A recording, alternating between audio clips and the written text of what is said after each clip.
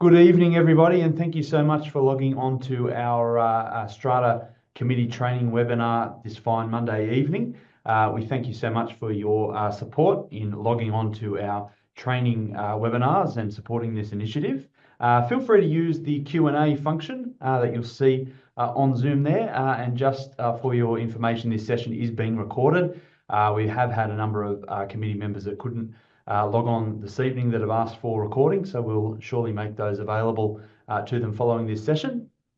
Just to introduce who we are, so my name is Andrew Tunks. I'm the Learning and Development Director here at NetStrata. I'm joined by Joshua William, Senior Strata Manager here at NetStrata. Welcome, Josh. Thank you, Andrew. Greatly appreciate it. No worries, and thanks for giving up your evening to co-chair this webinar with me. Just a little disclaimer before we get started. So this webinar is for informational purposes only and should not be construed as legal advice. The information provided in this webinar is not a substitute for professional legal advice. If you do want legal advice about anything that we raised tonight, please raise that with your NetStrata Strata Manager and we are able to direct you accordingly.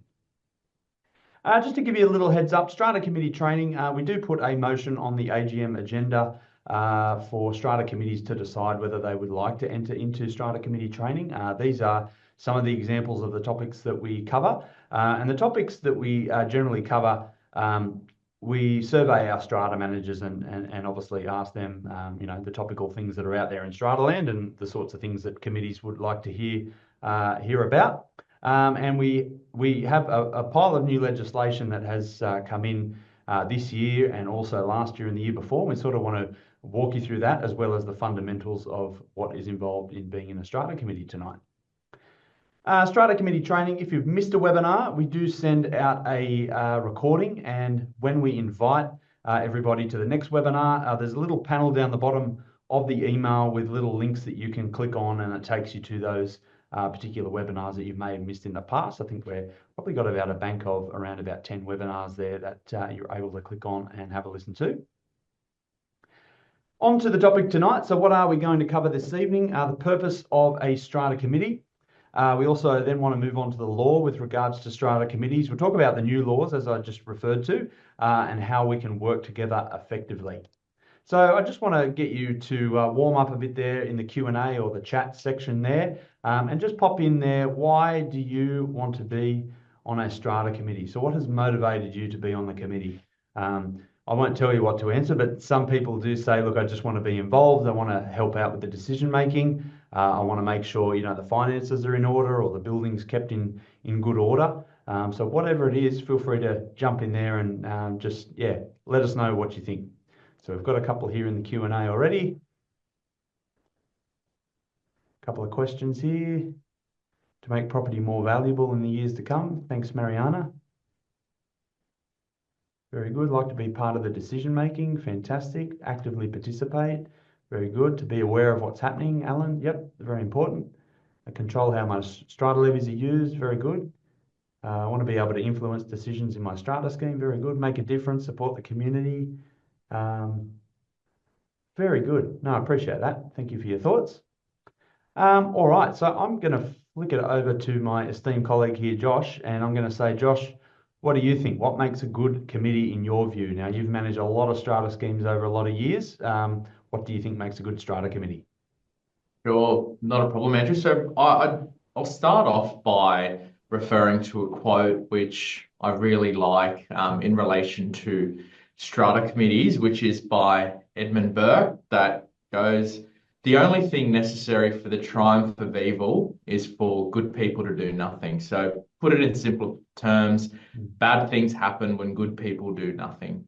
Now, put it in a strata context, it's a powerful way to highlight that inaction allows poor decisions, mismanagement, unfairness to thrive, and we need good people to step up, get involved, and make a difference within their owners' corporations. So it's great that, good people such as the owners in attendance here that want to take their time, that want to make the building better, they're the ones who step up, get involved, and make decisions for the greater good of the owners' corporation. Now, as you're aware, a good strata committee makes the biggest difference in how smoothly a building is run And ultimately, the vision that the owners corporation have, the committee actually works hand in hand with the strata manager to make that vision a reality.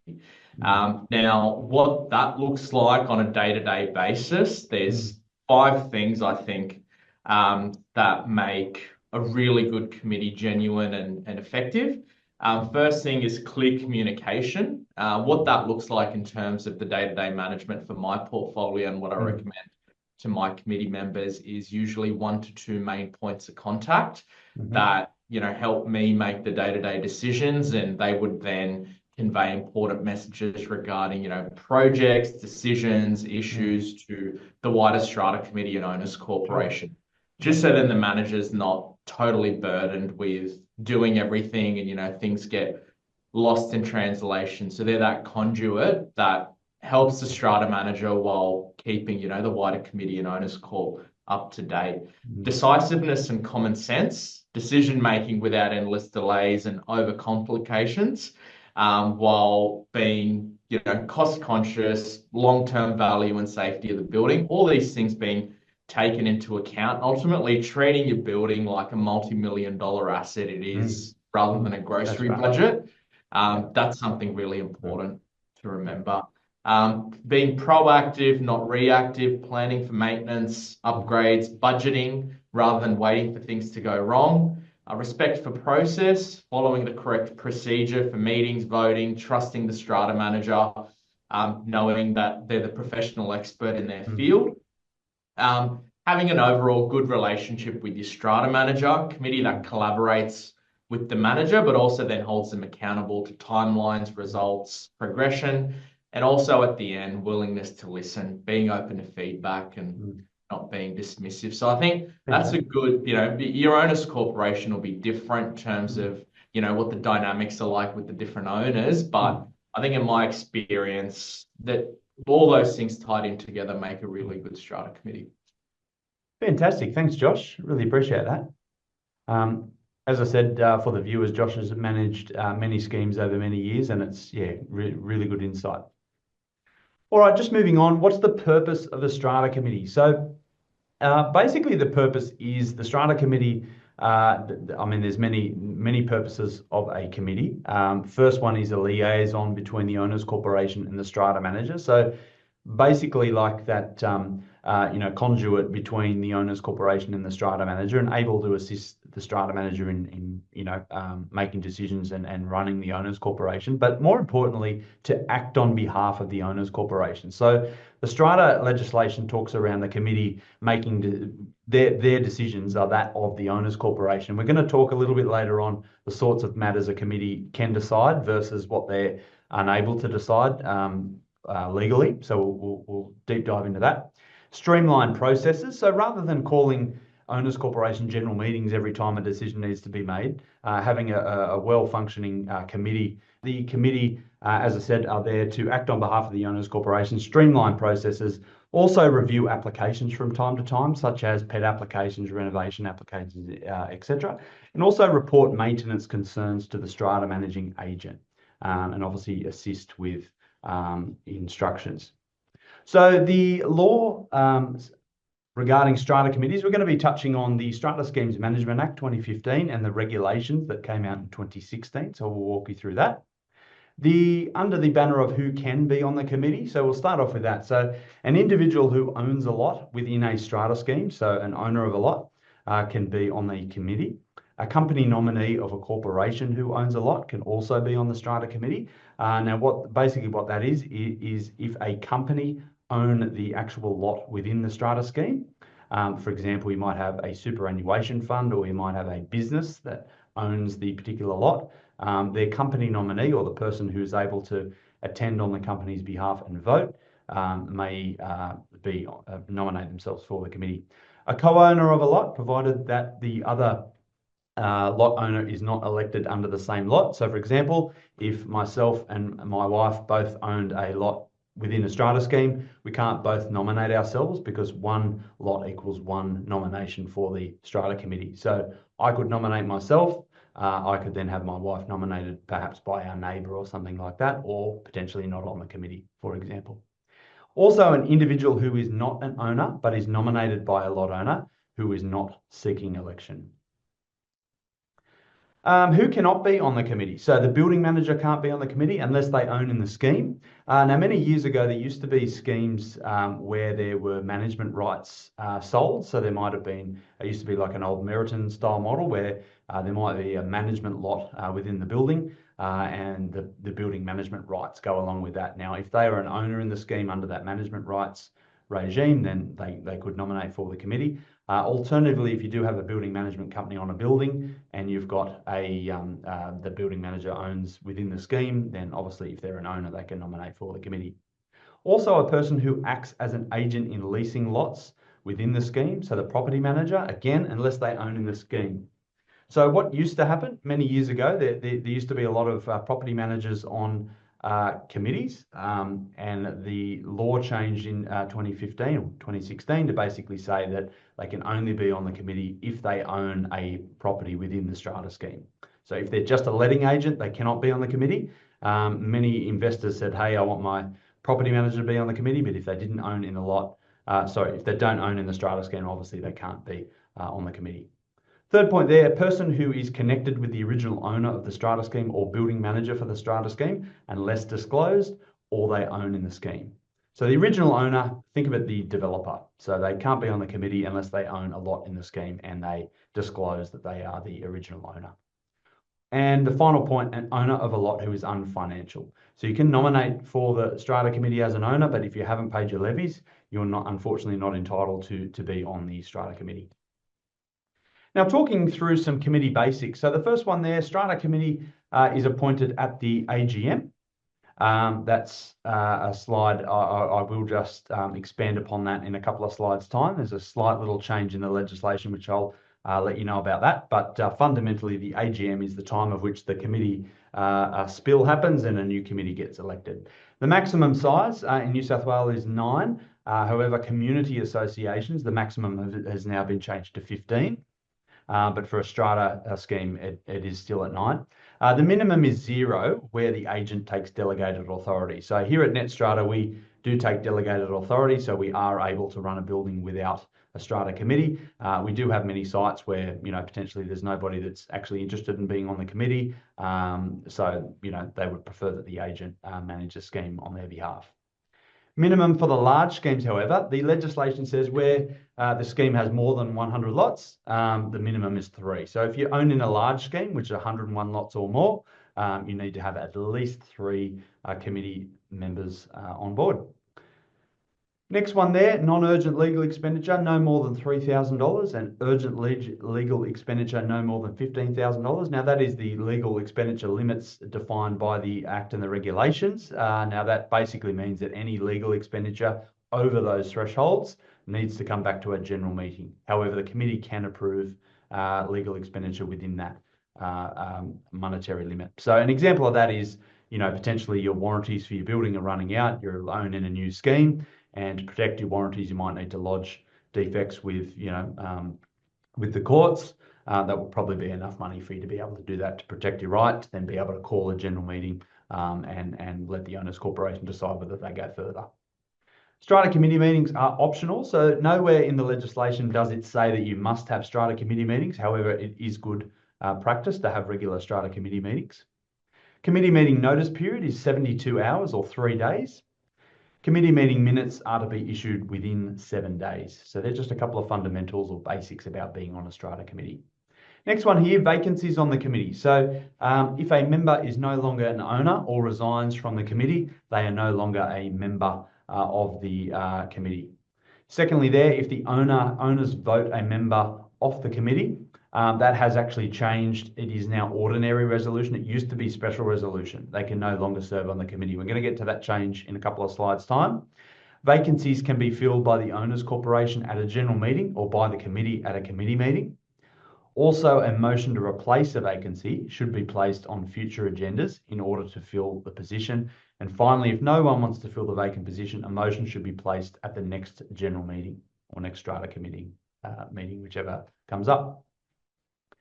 All right, moving on, acting members of the committee. What am I talking about here? Well, if you've been to an AGM or a general meeting before, and you've heard your strata manager declare whether there are proxies or not, you may think, well, if you're on the committee, what happens if you can't attend a committee meeting? So a proxy in a general meeting sense is basically where you nominate somebody to attend the meeting and vote on your behalf. Not the same in strata committee meetings. There's no such thing as a proxy for a strata committee meeting. It's called an acting member. So basically what happens here, and I'll read section 34 of the Strata Schemes Management Act to you. A member of a strata committee may, with the consent, that's important, with the consent of the strata committee, appoint an owner or company nominee of a corporation, that is an owner, who is eligible to be a member, to act in his or her place as a member at any meeting of the strata committee. So what does that mean? Let's say there were 5 of you on the committee. You plan all to meet up 6 o'clock tomorrow night, and all of a sudden one of you gets called in, for work, for overtime. You can actually ask that somebody else on the committee is an acting member for you and tell them how you would vote on the agenda items. At the commencement of the meeting, the chairperson should take a vote whether to accept that, the second committee member takes the first committee member's vote and votes accordingly. So that has to be approved at the commencement of the meeting. And then obviously that person can then vote on their behalf at the meeting. So very similar in principle to a proxy, but there's no prescribed form. So you simply would put that in writing prior to the meeting, and then that is voted on at the commencement of the meeting. So that's how you vote on somebody's behalf. There's a little more to it. If you want to know a bit more to it, feel free to reach out to your strata manager. But I'll just hit the high notes for tonight. All right, what decisions can't be made by a strata committee? So section 36(3) of the legislation says the following decisions cannot be made by the strata committee. Point A decision that is required by or under any act to be made by the owners corporation by unanimous resolution or special resolution or in general meeting. So basically anything that the act says has to go to a general meeting. For example, striking a budget, voting on an auditor, confirming the financials, all that sort of stuff that happens at a general meeting, would require the owners corporation's vote. Point B, a decision on any matter or type of matter that the owners corporation has determined in the general meeting to be decided only by the owners corporation in a general meeting. So if you've been a NetStrata owner for a period of time, you probably realise that following the committee election is a motion that basically says if any matter or class of matters should be determined by an owners corporation at a general meeting. Basically, in plain English, what that is almost copy and paste out of this legislation, and it is asking the owners corporation if there are any decisions they want to remove from the strata committee's power and place it only at a general meeting. For example, some schemes say, hey, let's only allow the committee to spend $1,000. So if they get a quote for $1,100 for a hot water system, they've got to call the general meeting. So it can be very unproductive in that sense. However, sometimes owners corporations can say, well, look, we don't want the committee deciding these types of matters, flooring renovation forms or whatever the case may be. We want that to come back to a general meeting. So it depends on the owners corporation, but that motion appears every AGM. It has to at law, and then it ultimately is up to the owners corporation to choose. Now, what decisions can a strata committee make? So section 36(2) says a decision of a strata committee is taken to be the decision of the owners corporation. However, in the event of a disagreement between the owners corporation and the strata committee, the decision of the owners corporation prevails. So there's a little bit to unpack here. The first thing I'll say is this: the decision of the strata committee is taken to be the decision of the owners corp. So in essence, unless the legislation says a matter should be determined by a general meeting, the committee can make that decision. For example, if the committee get 3 quotes to paint the foyer of a building, and let's say they're $25,000, if they've got the money in the bank and the previous general meeting didn't put any restrictions on the committee to make those decisions, then the committee could go ahead with that work. Now, often those sorts of decisions are brought to a general meeting, but in theory, they could be made by the strata committee. Now, in the event that there's another owner who's not on the committee, or perhaps a group of owners that disagree with the decisions that the committee make, they can actually requisition a general meeting. So they'd have to have 25% of the owners requisition a general meeting to overturn that decision that is made by the strata committee. So it's very hard to overturn those decisions, but I have seen it happen. Moving on to duty of care. So section 37. It is the duty of each member of a strata committee of an owner's corporation to carry out his or her functions for the benefit, as far as is practicable, of the owner's corporation with due care and diligence. Now, moving on here, what about pets? So pets are a topical point for quite a lot of strata schemes actually, as to whether they can have pets, can't have pets, etc. Now, firstly, I'll say the Horizon case. So if you're unaware of the Horizon case, basically it was a case decided back in COVID times, back in 2020 and 2021, I believe, where basically there was a building in Darlinghurst called the Horizon, where there was a couple who had a Schnauzer, a puppy dog. Very nice dog, used to have one. But basically the building had a no pets bylaw.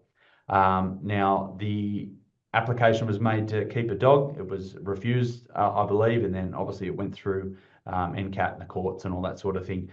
Basically, the long story short is the courts found that a no pets bylaw is basically is harsh, unconscionable, or oppressive. So it pulled on a section called Section 139 in the strata legislation and outlawed no pets bylaws basically for most strata schemes.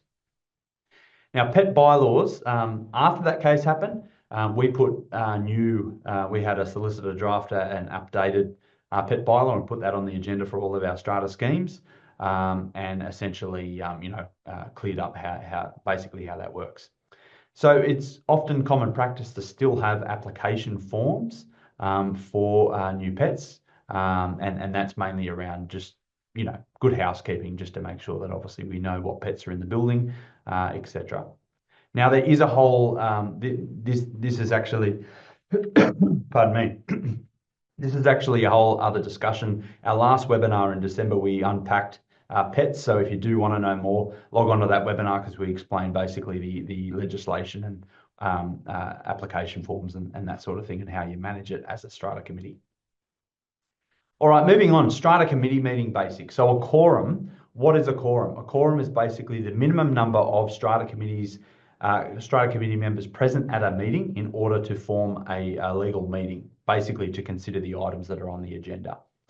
Now, a third of the committee required to request the meeting. So if you've got a committee of 9, and let's say three strata committee members get together and say, look, wouldn't it be great to have a committee meeting to decide, to re-turf the backyard or whatever it is that they want to put to a vote. They would need 3 of them to sign a requisition to have a meeting. There are other ways to have a meeting. The strata manager using delegation can, but bearing in mind that first point, you have to have a quorum. So you have to have 50% of the committee that are able to attend a meeting in order to have decisions made at that committee meeting. So although a request to have a meeting is 1/3, you really need 50%. Otherwise, a third turn up, and it's not quite enough to hit that quorum, and therefore decisions can't be made. Notice period, 72 hours plus postage where required. So if committee members or owners get the notification via post, you have to allow that. That is 7 days, that is 7 business days or 9 calendar days under the Interpretations Act. So again, that adds on top of that 72 hours. Minutes need to be issued within 7 days. I think I've hit on that point before. And also no requirement for regular meetings noted in the Act. Committee members must be financial in order to vote. So this was a rule that was brought in the 2015 legislation. Previously, committee members didn't have to have paid their levies throughout the year to vote at a strata committee meeting. Now they do. So before any committee meeting or general meeting, anyone in attendance should obviously check that they've paid their levies in order to cast a vote at the meeting. Any owner can attend a committee meeting, however, only the strata committee have a vote. So that's an important one. So often you might have larger schemes where there might be a committee, a larger committee, and then there might be 10, 15, 20. I've had strata committee meetings where another 20 or 30 owners turned up, and I'll have to, instruct them that only the strata committee are able to cast a vote because it's a strata committee meeting, not a general meeting of all of the owners. Okay, moving on to new laws relating to strata committees. So there was a pile of changes in December 2023.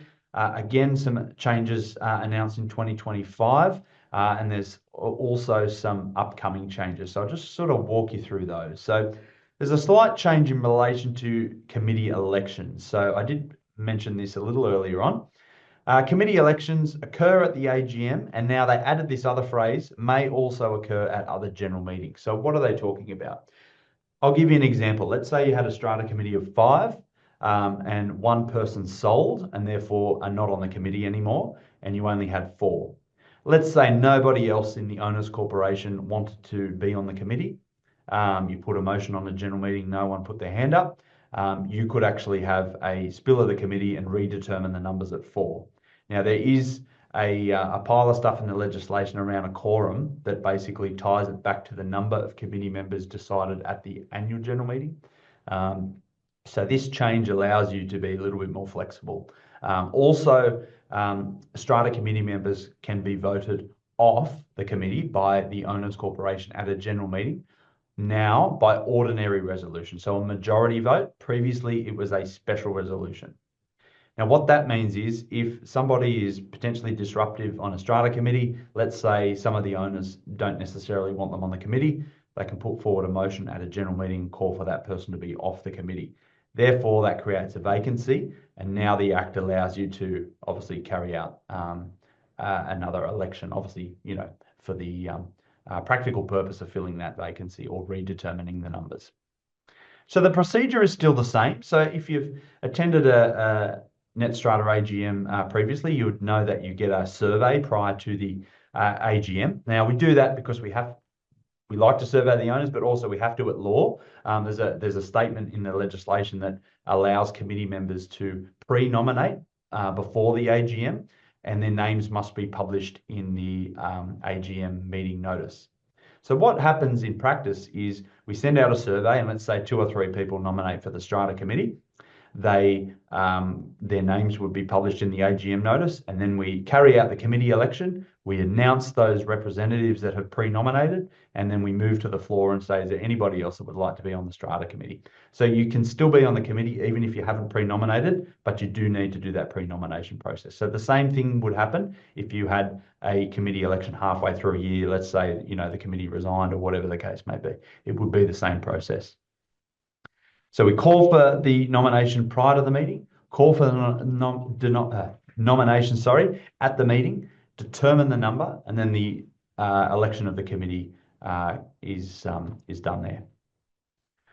There's also a slight change in relation to the removal of a strata committee member. So as I said, previous slide said it used to be special res. The new change is it's ordinary resolution. So how a committee member is removed from the committee is they cease to be an owner. If there is a death, unfortunately, if they resign, or if they're voted off the committee by ordinary resolution, which again was previously special resolution. So minor tweak there.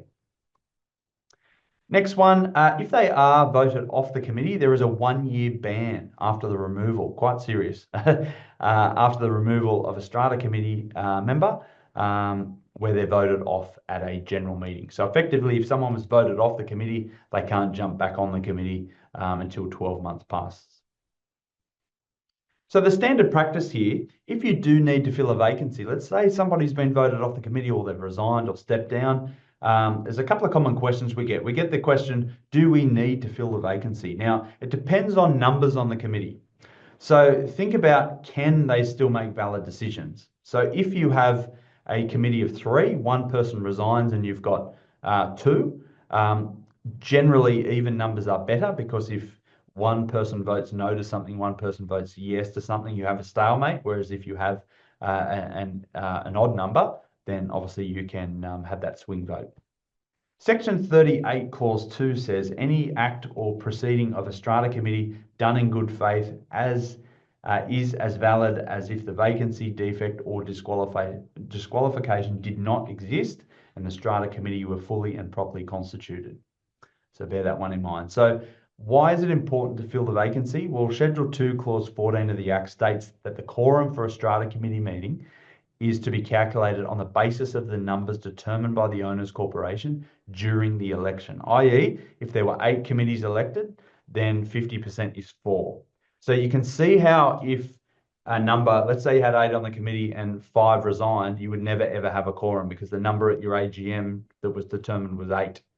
Hence the change in the legislation saying that you can then have another election throughout the year. You don't have to wait till the AGM for practical reasons. You can redetermine the numbers, re-elect the committee, and then you can have a functioning committee thereafter. All right, moving on, best practice. So if the owners corporation or strata committee are having a meeting, a motion should be placed on the agenda to fill the vacancy until such time as the position is filled. So an example here of our motion. So our motion might be that pursuant to section 35 of the Strata Schemes Management Act, the strata committee decide to fill the vacancy on the strata committee as a result of the resignation of John Smith, for example. Just picking on John.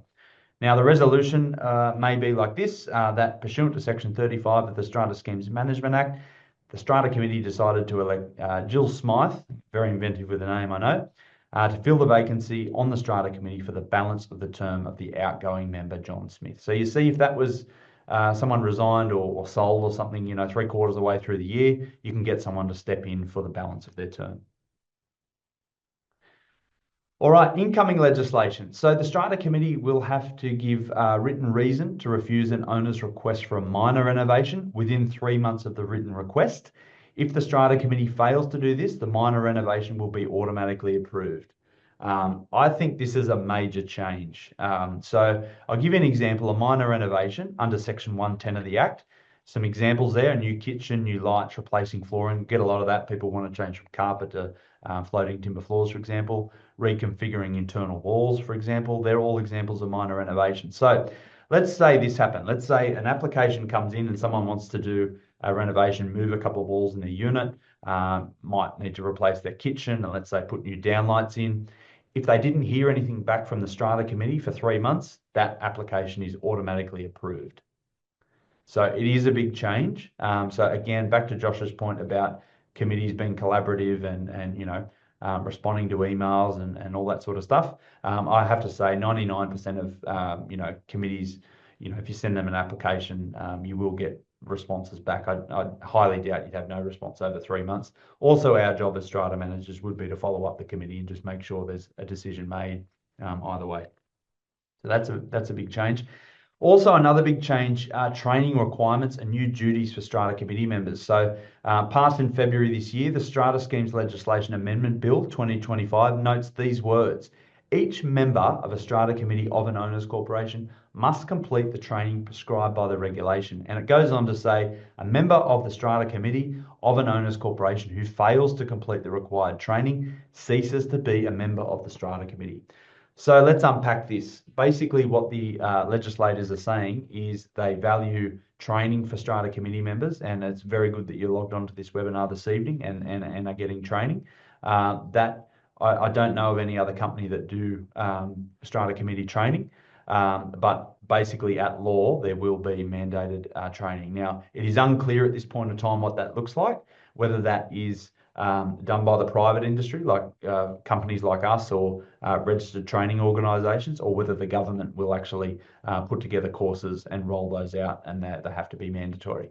Now, the devil's going to be in the detail here, because the last point I said there on the screen, that if a committee member fails to do the training, then they cease to be a member of the committee. I don't know how or who's going to be the gatekeeper of that, whether it'll be the strata manager has to say, well, look, we don't have your certificate that you've done your training or your CPD, you're unable to be on the committee. So there's going to be a few hurdles to work through there. But that training requirement, I don't have any firm date of when that's coming out. So it was passed by both houses in February of State Parliament. Word on the street in Strataland is probably mid this year that might come out, but we haven't as yet seen the regulations released, which give us the detail of what that will look like. All right, so moving on, I'm going to flick over to Josh now. Probably heard enough of my voice. So we're going to move on to what can we be doing together to work collaboratively. Over to you, Josh. Sure. Thank you, Andrew. So as per the notes stated, they're working collaboratively together. Generally consists of building good rapport, ensuring corporate governance, and working alongside the right contractors for each strata committee. Now, we will go into a little bit of detail, and we've got a couple of case studies, sorry, on what this looks like in terms of the day-to-day basis. If we can go to the next slide. Yep. Sure, please, Andrew. Thank you. So how can we work together effectively? Effective communication, determining what items a strata manager can authorize or decide on, i.e. change of flooring applications, pet requests, etc. Now, what that looks like and what you can do as a committee is following the annual general meeting, your strata manager can suggest it. It'd be good if your strata manager is being proactive and following up a strata committee meeting following the AGM. And one of the things you can cover as part of that meeting is what these processes look like.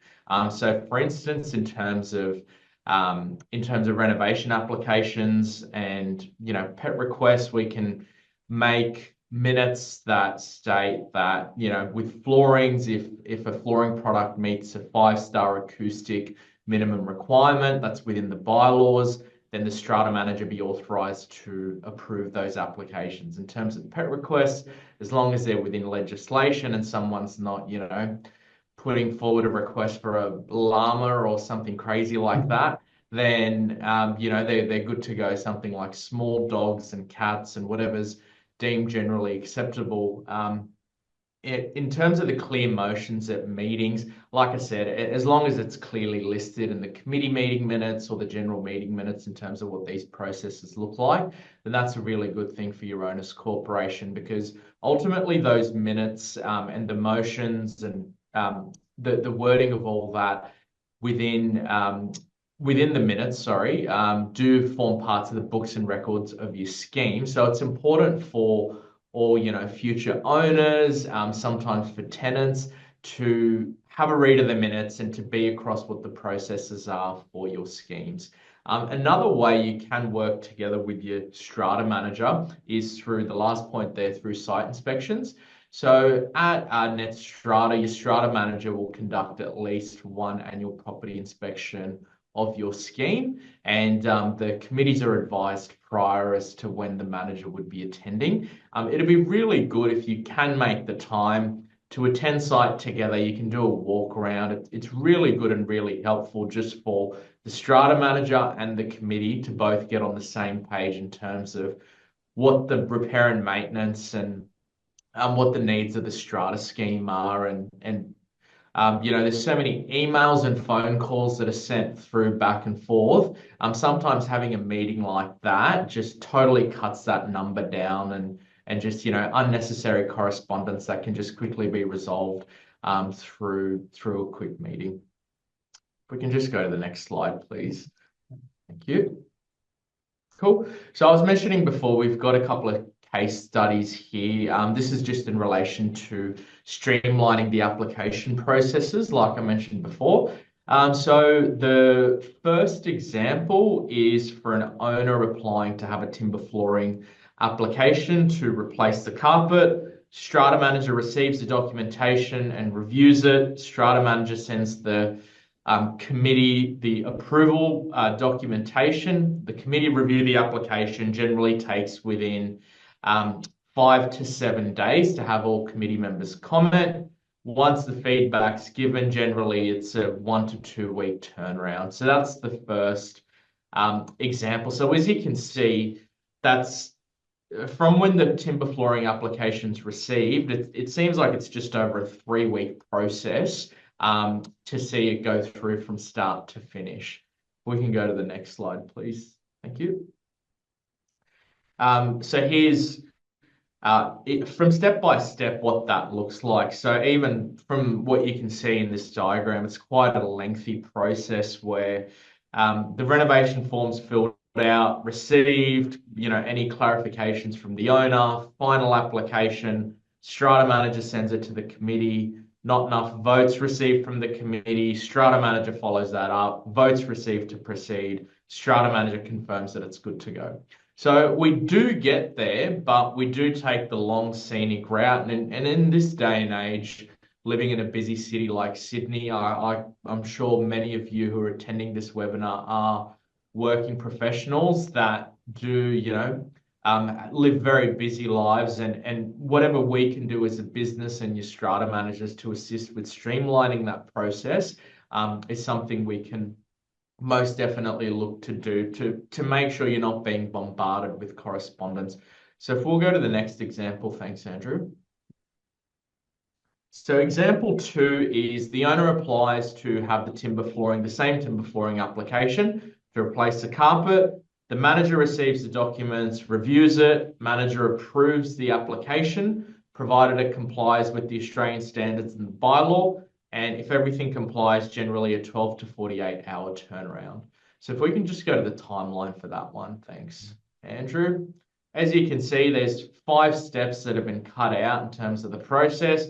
Applications put forward, received by the manager, any clarification regarding the type of product, underlay, so on and so forth. Final applications received, strata manager approves the application based on its compliance with the legislation and the bylaws.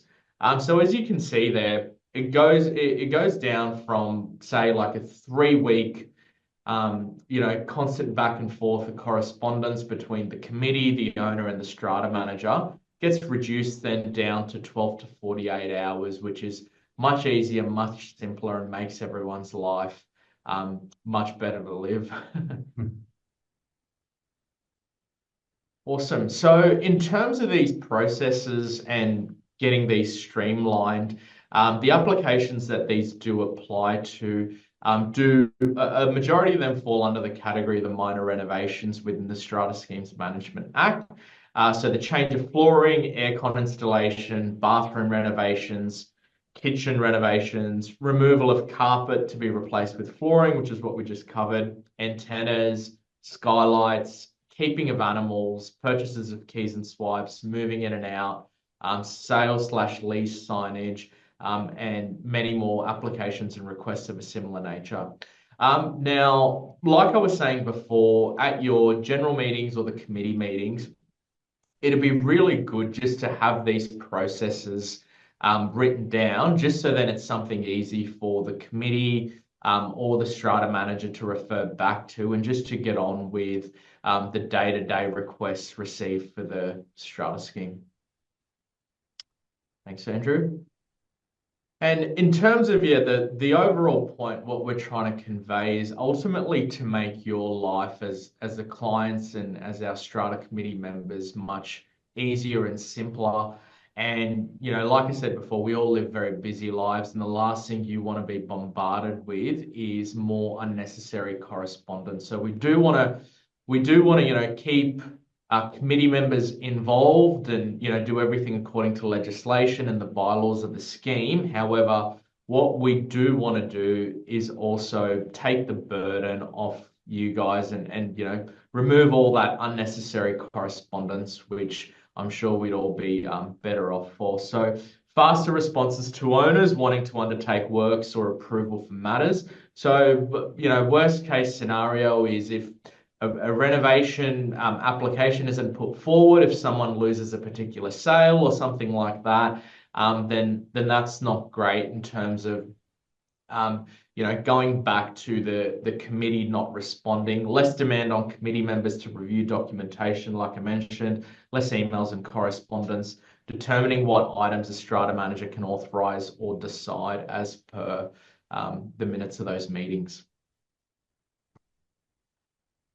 Great. And if you go onto our website, as highlighted there is a tab which refers to the request forms. So if you click on that tab, it'll bring up every single one of these forms I just mentioned. So as you can see there's the device applications, bylaw complaints, maintenance requests, renovation requests, pet request forms, signboard applications forms. It's all there in the one place, which is really convenient for all owners.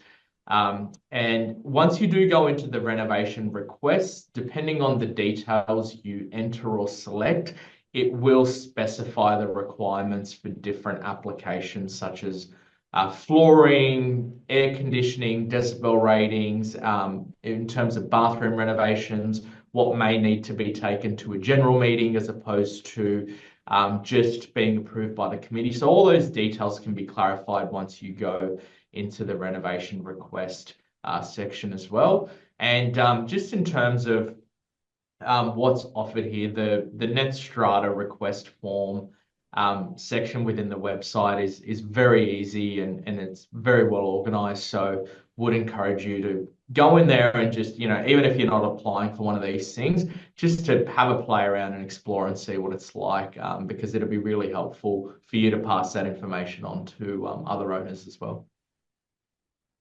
Very good. Cool. Thank you, Josh. I'm going to take back control and just talk about the value of maintenance. So you may have seen a similar calendar in your AGM notice. We're doing another round this year where owners corporations can decide on what preventative maintenance occurs at the building throughout the financial year, so AGM to AGM. And it's an opportunity to review, amend, or add anything there. So, for example, if your building requires pit and pump, like in the garage basement, they require regular maintenance, or you might need a pest control spray in the common areas. We'll detail that in that schedule and roughly the indicative month or date that service would occur. So the importance of preventative maintenance, basically, it is to make sure that your property is being well maintained. We see from time to time where stormwater, we might take over a building and they've never serviced their stormwater pit and pump in the basement garage, and all of a sudden there is a flood. So obviously, if that is regularly cleaned out, the pumps are serviced and well maintained, fingers crossed that won't happen again. Things like roof leaks can often occur because there's no cleaning of gutters. So just a practical, annual, biannual, or quarterly clean, depending how close your building is to, obviously trees and that sort of thing. Sewer and drain maintenance is probably something we don't do enough in Strata, getting onto balconies or common areas and pulling up the drain and obviously clearing the drain. The drains in the concrete slabs are common property, so they would be the owner's corporation's responsibility to repair and maintain. Also things like regular window cleaning for inaccessible windows, like my little abseilers there on the right-hand side of the screen there.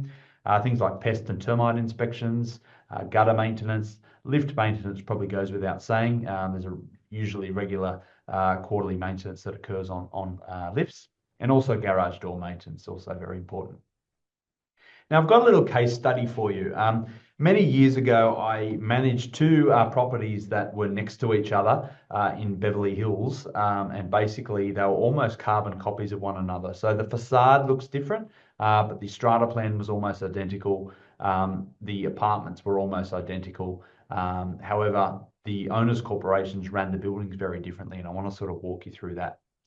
And I want to sort of pull out two apartments, one in each building, that's sold at relatively the same period or relatively the same market, I should say, and just sort of pick apart what happened there and what the property sold for. So property A on the top of the screen there, you can look at it. The external looks nice, neat and tidy. As a block of 10 apartments built in 1999, had a budget of 41,000 a couple of years ago when I managed it, 41,778. Capital Works Fund budget of 27,000. Quarterly levies were roughly $1,040, $1,050 per apartment. And they had an apartment in there that sold for $700,000 when I looked at this data. Now, internally, both apartments looked pretty similar. They were, of age. They had, fresh paint. They were presented nicely, but the common areas were very different. Block B, again, 10 apartments built in 1999, different budget. So this is where that old saying, oh, my friend down the road has a similar apartment and her levies are only $500 a quarter.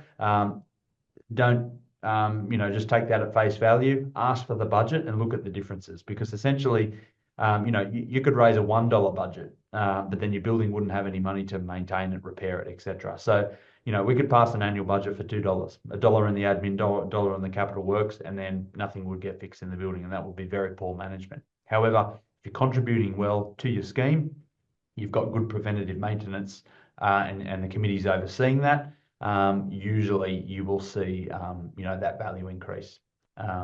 So here they had an annual budget significantly less than Building A, and their capital works fund was almost half of what Building A was. So their quarterly levy was cheaper, so $838 as opposed to $1,044, and the apartment sale was, $612. I'm reliably informed the two apartments that sold were basically the same unit at the back of the block, just one in each of the buildings next to each other in relatively the same market.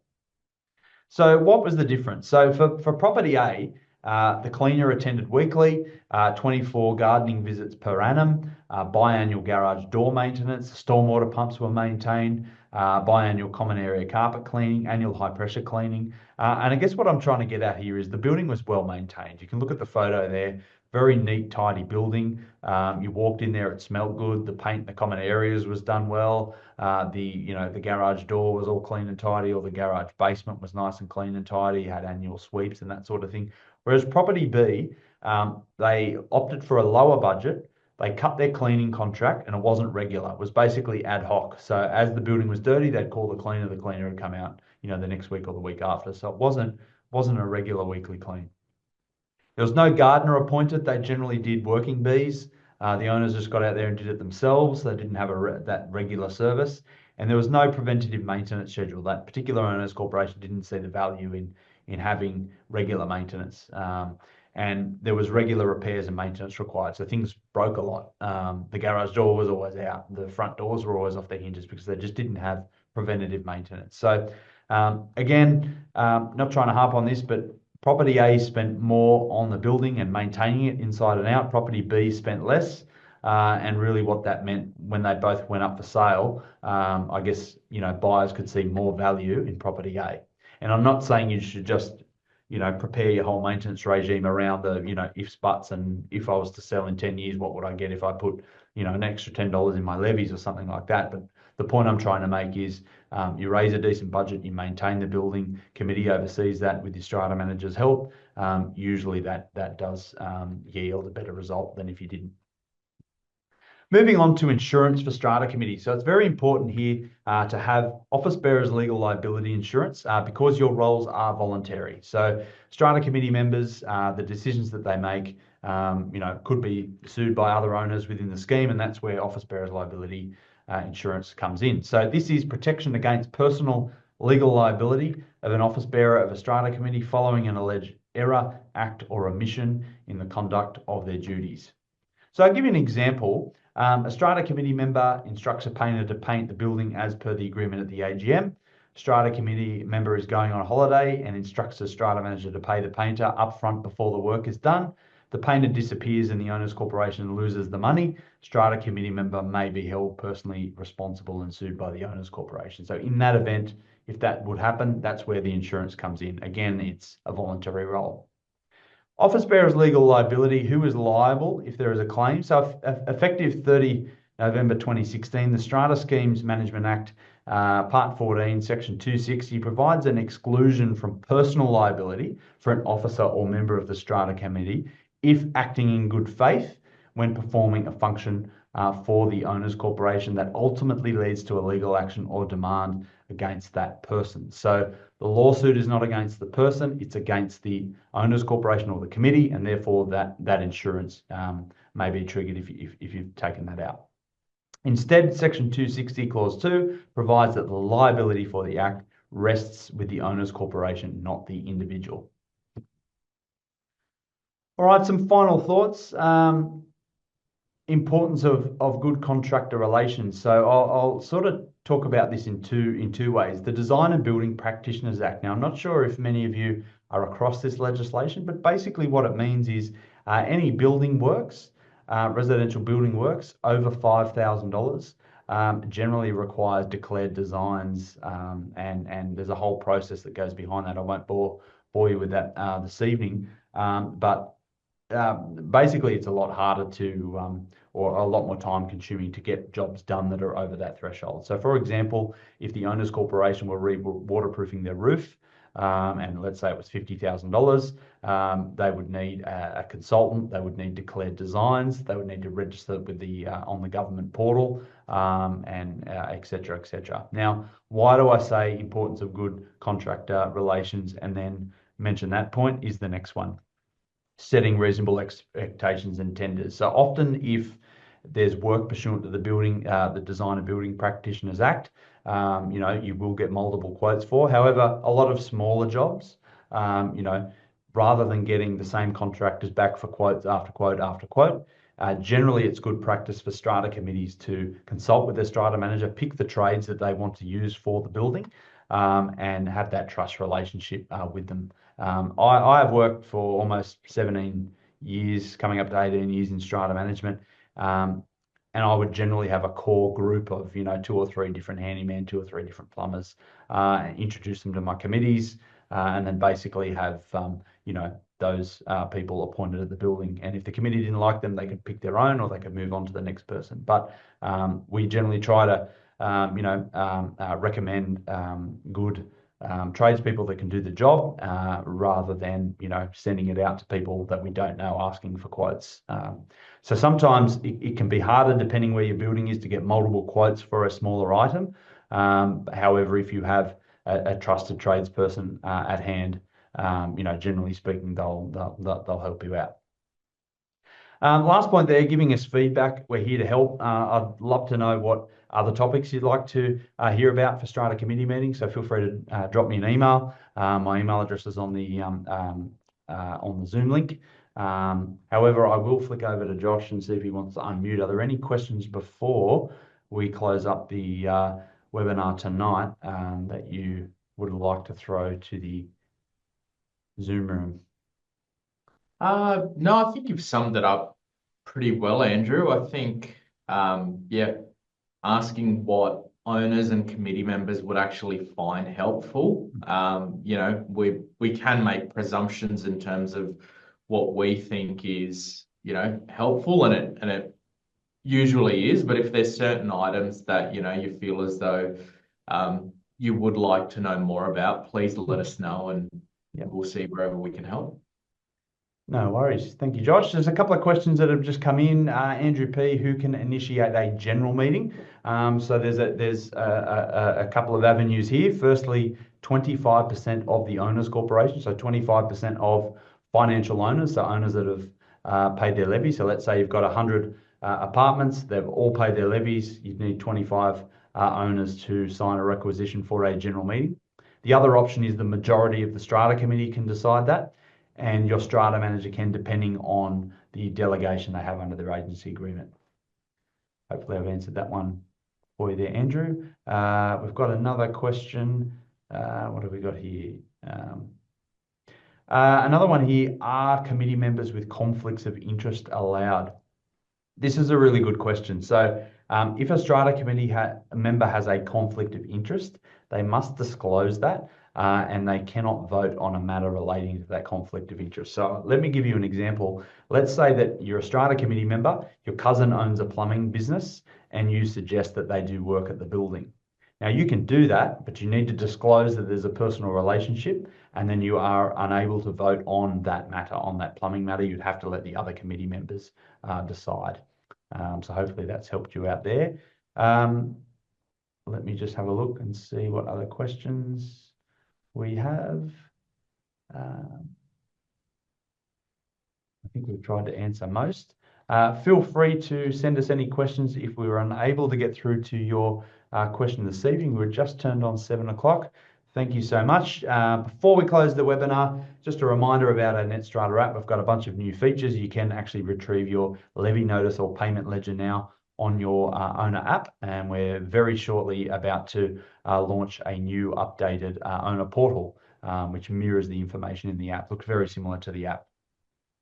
Also, feel free to stay connected with us. Like us on Facebook, Insta, LinkedIn, YouTube, all that sort of stuff. But most importantly, thank you so much for your support and spending your evening, albeit an hour, with Josh and I this evening. And thank you so much, Josh, for your time logging on tonight. Thank you, everybody. Thanks, Andrew. Greatly appreciate it. Thank you. Thank you. Good night, everyone.